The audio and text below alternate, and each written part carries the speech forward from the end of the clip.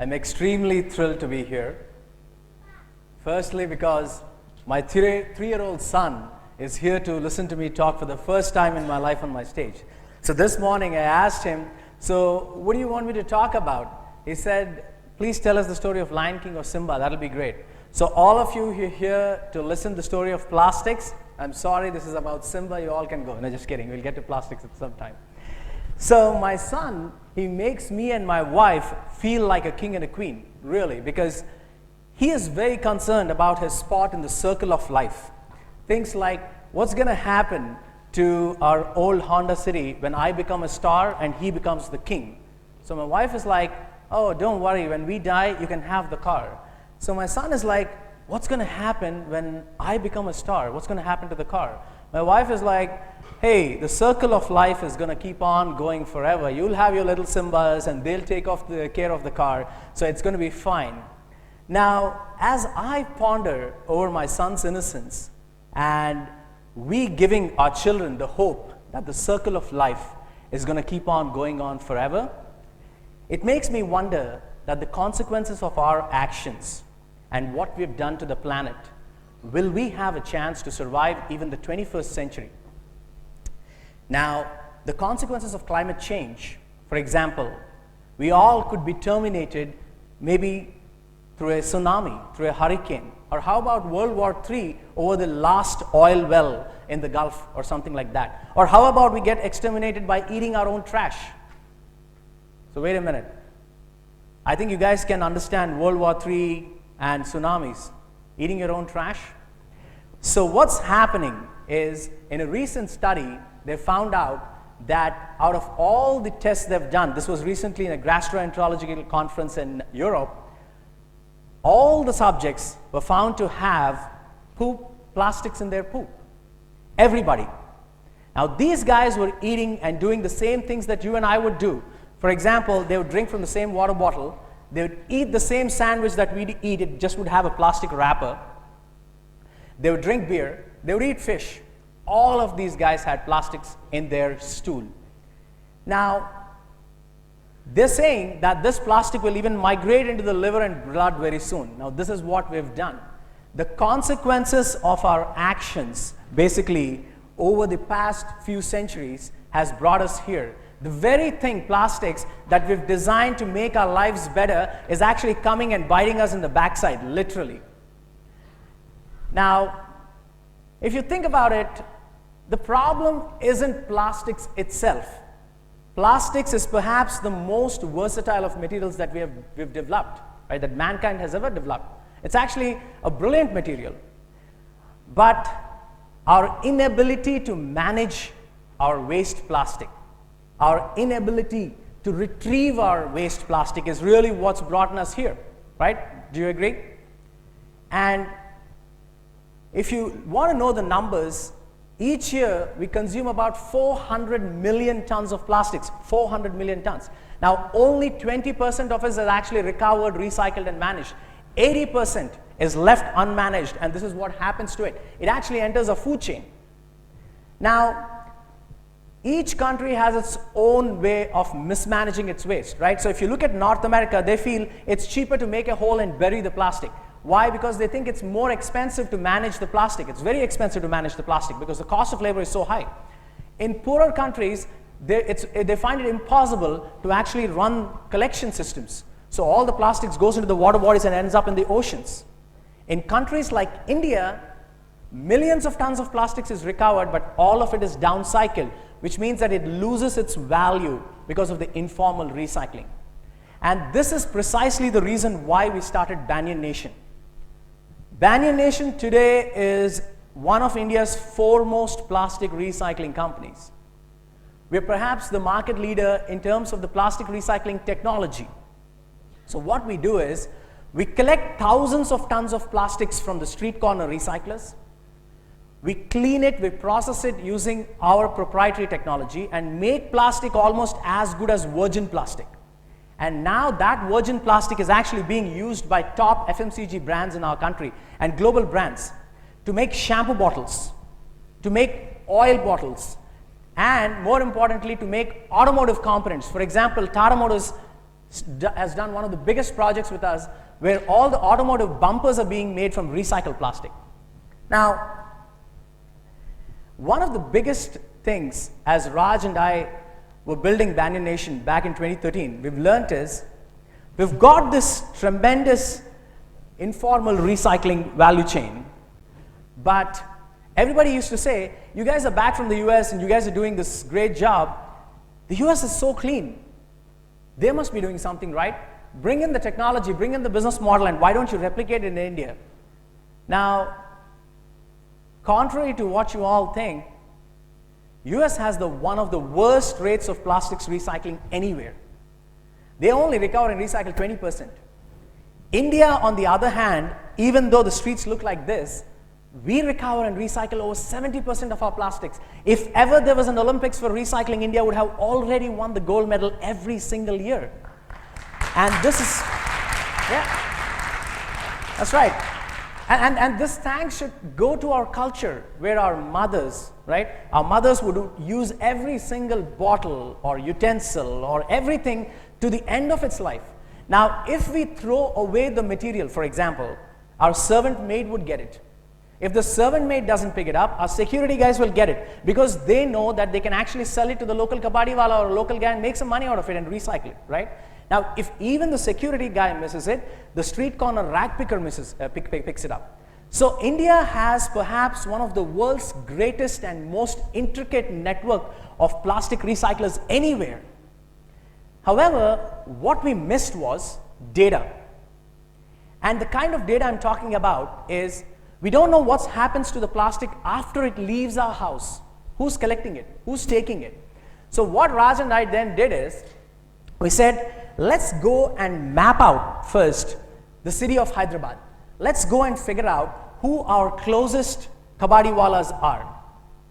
So as we started doing this, in the first week we had about 100, and by the end of the first month, we were able to collect data for 2,500 kabadiwalas in Hyderabad. Set this in a context for you guys. 2,500 kabadiwalas. We had data as to where they would sit, the materials that they would recycle, the prices that they would get, how many tons that they would recycle, what sort of materials that they would recycle, and so on and so forth. Now, if you pay a little bit of attention to this, Hyderabad has 2,500 recyclers. What that really means is 4 recyclers for every 1 square kilometer, which means that the world's most advanced countries cannot even put so many reverse vending machines in such density. So India had 4 recyclers for every 1 square kilometer. Now, if you're wondering what 1 square kilometer is, REC Warangal is 247, 248 acres. That's exactly 1 square kilometer, which means that there would have been 4 recyclers sitting in Warangal. So last night I actually did my customary walk around the campus, and I found that we should have 1 recycler in front of the ladies' hostel. The footfall was immense there. So I think that recycler would make a lot of money. So now imagine 4 recyclers for every square kilometer. That's 1 recycler for every 1,000 homes. So India had one of the greatest recycling networks. Now, having proven that point, data without actionable intelligence, you got to have the data to have actionable intelligence, is useless. So we said, let us put this data to use. So what we then did is, we started trading materials with the informal recyclers in Hyderabad. This was back in 2013. So we would send a simple SMS to these recyclers, and we would say, hey, this week we need 5 tons of so-and-so material. We set up a small call center. We'd get like thousands of calls. I have this material, I have this material. So suddenly back in 2013, we were already trading thousands of tons of materials, particularly plastics, from these informal recyclers. Now, the power of the platform hadn't unleashed itself yet. Now, what happened was, in 2015 or 2016, I believe, I can't remember the exact year, we got a call from Dell Computers from Texas, Austin. What they were doing is, they were looking at Google Earth images of all the rivers flowing into the oceans, and they had found out in the Kuvum and the Adayar rivers of Chennai, plastic was flowing into the ocean. Now what Dell thought is, hey, let's grab that plastic, prevent plastic from leaking into the oceans, and let's recycle that material, right? That's a very cool idea. So they called Banyan Nation and said, hey, all the plastic is flowing into the ocean, how can you help us? So what we did is, We said, India already had kabadiwalas sitting and collecting material. You don't have to do anything. So we mapped all the kabadiwalas, and there were hundreds of kabadiwalas sitting on top of all the rivers flowing into the ocean. So we then said, okay, why don't we engage these guys and get the materials and then recycle them and give it to Dell? What we found was simply astounding. We found that the recyclers were already picking up all the valuable recyclable materials from the rivers. The materials that they were seeing from Texas was basically all the bad plastic that cannot be recycled. So what we learned is, whatever can be recycled and whatever could be recycled is already being recycled in India, and the only materials that were being left in the water bodies were bad stuff. For example, the chips packets, where you have a paint and a plastic and a metal layer. It's really unrecyclable. So the lesson is, India is recycling what it can. The brands must up their game and put out recyclable packaging, and even that would not be in the oceans in India. So it's a great lesson for us. Now, today, just to extend on the technology platform, this platform has now become powerful. Actually, in Warangal itself, the data intelligence platform has now been extended to cities. Warangal did a big pilot with us where the waste pickup, transportation, landfill, everything is being tracked, and cities are cutting down on waste management costs and actually finding new revenue streams. So that is how data intelligence can actually help cities transform waste management from being an ad hoc and reactive system, from being more planned and also a revenue generating source. Now, did I promise you that I'm going to talk about plastics? So let's get back to plastics again. So now we were able to collect all the plastics. The biggest problem we saw was, we called up all these brands and said, hey, here is 1,000 tons of plastic. Can we actually use this plastic to make bottles again? Now, the brand said, there's one problem. The bottles that you have collected from the market have contamination, like inks, labels, oils, shampoos. The product and the packaging inherently is very contaminated. You can't use it back to make a bottle again. That is what was happening in India, because the technology to clean the plastics did not exist in India. So here we are, we had integrated the informal recyclers, we had developed a model where we could sell this to the brands, but the technology to recycle the plastic did not exist. Now, I don't know how old you guys are, but I've been fortunate to, or unfortunate, I don't know, you guys can make the judgment. When I was growing up, so you guys are getting milk packets, right? So when I was growing up, the cow and the cow herd used to come to my house, and then he used to get the milk out. So whether I got to drink milk on a particular day was dependent on the cow herd showing up, right? And if I got sick, it meant that my cow was sick, or vice versa. No, not vice versa, but yeah. But you get the point, right? But you get the point. The point here is, the 1940s and 1950s milk industry is very same. It's very similar to the plastics industry today. Millions of cow herds, small scale guys bringing you milk. As a consumer, the problem is there was no quality in the milk, there was no consistency. Now what did Amul do? Amul said, let's bring all the milk guys together, let's build a cooperative, let's bring the technology in the back end to stabilize the quality, normalize the quality, pasteurize the milk, and then give a very good quality product. Today, it's no surprise that India is the largest milk producer in the world. That's exactly what Banyan Nation does to plastics as well. It's the same thing. We integrate all these recyclers that are already there. We bring in the technology in the back end to stabilize the quality. I love this. Without this glitch, I wouldn't feel at home at REC. It was great. So now Banyan Nation's technology in the back end, what it does is it cleans the plastic up and restores it to almost virgin grade. And let's spend a little bit of time here. Why is it important? I think you get the milk analogy, but why is it important for plastics to be actually cleaned to be restored to virgin grade? The most important point is millions of tons of plastics, which is 400 millions of tons, that could have otherwise been picked up and used today because of mismanagement and because of lack of post-use markets, right? You're disposing this material, and because of lack of post-use markets, the material is entering the food chain and the water bodies again. By cleaning the material up and making it as good as virgin, maybe in the coming years, we don't need to take out 400 million tons of material from the earth. You can replace virgin plastic with recycled plastic, and as a result, prevent all the pollution and actually restore plastic for the main purpose that it was designed to serve, which is to help improve the quality of our life, not destroy the very fabric of our society today, right? That's what it's come to. Now, in all of this, you guys must be wondering, okay, so these guys have come here, they've done this whole plastic recycling value chain and so on and so forth.